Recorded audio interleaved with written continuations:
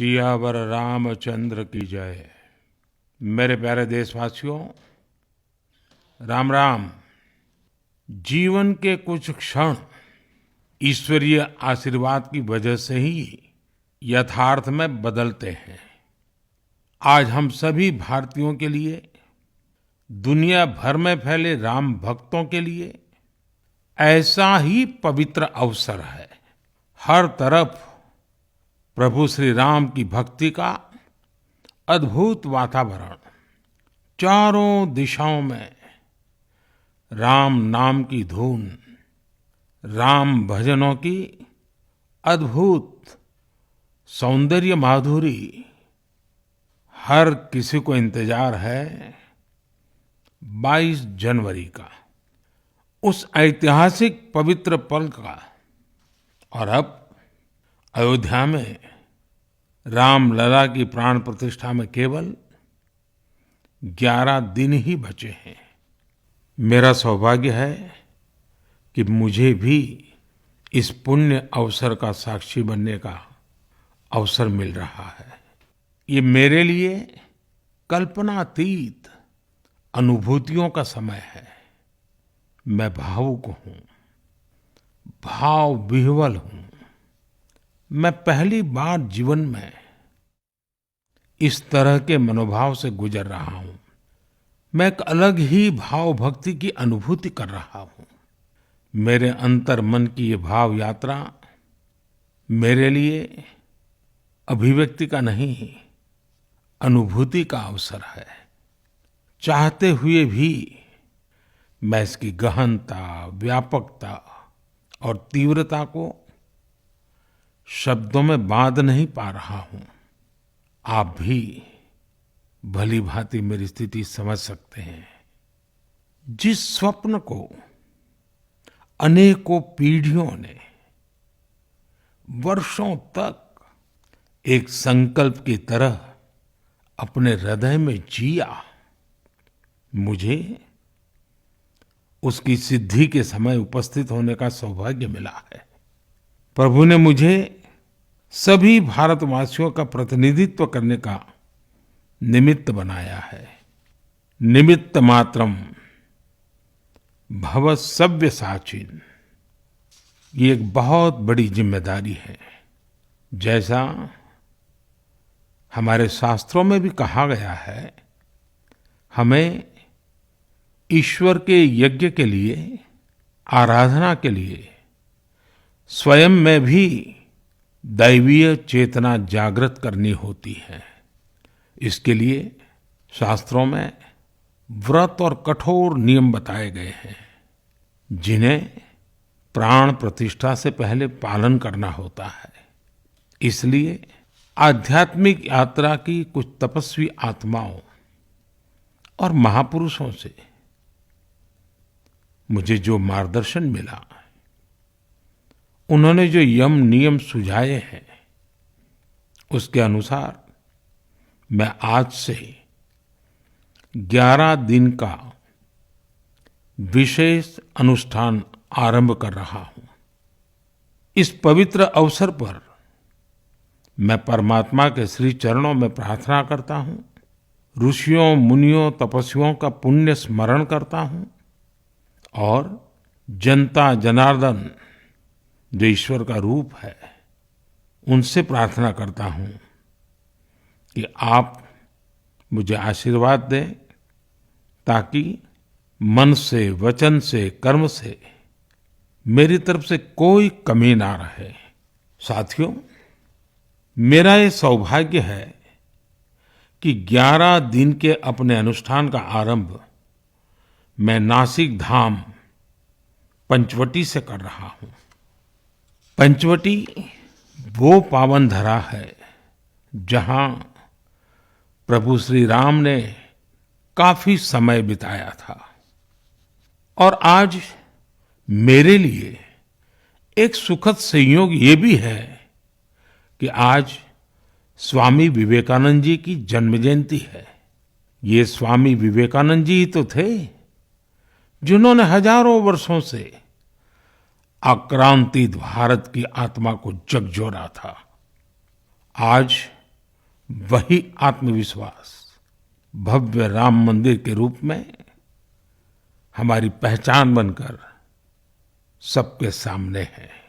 और सोने पर सुहागा देखिए, आज माता जीजाबाई जी की जन्म जयंती है। माता जीजाबाई जिन्होंने छत्रपति शिवाजी महाराज के रूप में एक महामानव को जन्म दिया था। आज हम अपने भारत को जिस अक्षुण्ण रूप में देख रहे हैं, इसमें माता जीजाबाई जी का बहुत बड़ा योगदान है। और साथियों, जब मैं माता जीजाबाई का पुण्य स्मरण कर रहा हूं, तो सहज रूप से मुझे अपनी माँ की याद आना बहुत स्वाभाविक है।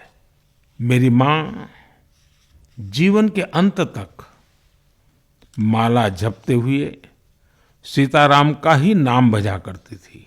साथियों, प्राण प्रतिष्ठा की मंगल घड़ी, चराचर सृष्टि का वो चैतन्य पल, आध्यात्मिक अनुभूति का वो अवसर, गर्भगृह में उस पल क्या कुछ नहीं होगा। साथियों, शरीर के रूप में तो मैं उस पवित्र पल का साक्षी बनूंगा ही, लेकिन मेरे मन में, मेरे हृदय के हर स्पंदन में 140 करोड़ भारतीय मेरे साथ होंगे। आप मेरे साथ होंगे, हर राम भक्त मेरे साथ होगा, और वो चैतन्य पल हम सबकी साझी अनुभूति होगी। मैं अपने साथ राम मंदिर के लिए अपने जीवन को समर्पित करने वाले अनगिनत व्यक्तित्वों की प्रेरणा लेकर जाऊंगा। त्याग तपस्या की वो मूर्तियां, 500 साल का धैर्य, दीर्घ धैर्य का वो काल, अनगिनत त्याग और तपस्या की घटनाएं, दानियों की, बलिदानियों की गाथाएं, कितने ही लोग हैं जिनके नाम तक कोई नहीं जानता, लेकिन जिनके जीवन का एकमात्र ध्येय रहा है भव्य राम मंदिर का निर्माण। ऐसे असंख्य लोगों की स्मृतियां मेरे साथ होगी। जब 140 करोड़ देशवासी उस पल में मन से मेरे साथ जुड़ जाएंगे, और जब मैं आपकी ऊर्जा को साथ लेकर गर्भगृह में प्रवेश करूंगा, तो मुझे भी एहसास होगा कि मैं अकेला नहीं, आप सब भी मेरे साथ हैं। साथियों, ये 11 दिन व्यक्तिगत रूप से मेरे यम नियम तो है ही, लेकिन मेरे भाव विश्व में आप सब समाहित है। मेरी प्रार्थना है कि आप भी मन से मेरे साथ जुड़े रहें। रामलला के चरणों में मैं आपके भावों को भी उसी भाव से अर्पित करूंगा जो भाव मेरे भीतर उमड़ रहे हैं।